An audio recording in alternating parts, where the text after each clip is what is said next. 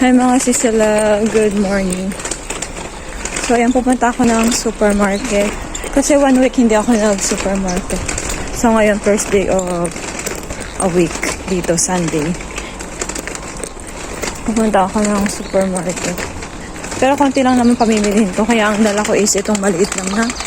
Ang tawagin dito is agala.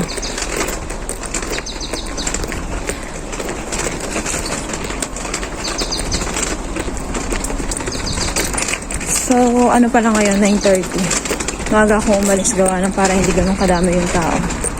Kasi last day ng CAG nila is bukas ng gabi. So, maraming mamimili din yan mamayang hapon or tanghali. So, yun lang mga sisala. Pupunta man ako ng supermarket.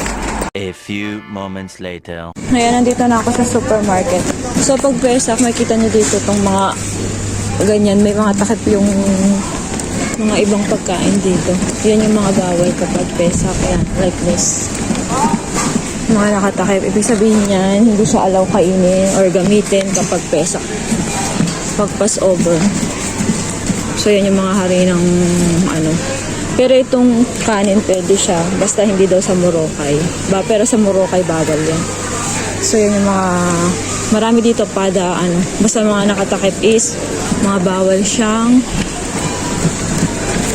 gamitin pag Vesak. So, sa Monday ang tapos nung ano nila eh. Monday ng gabi.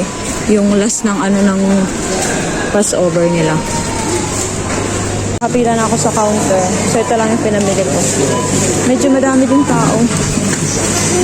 Pero ano pa lang, umaga pa lang ngayon.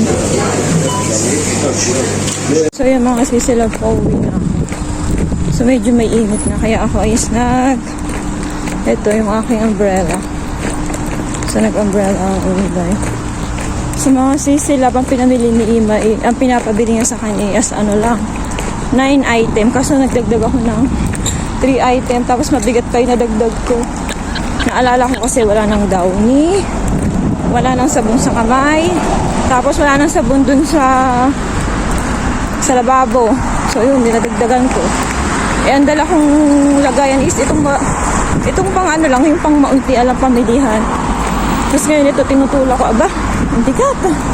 Ang bigat pala. So, yun na rin. Pauwi na ako.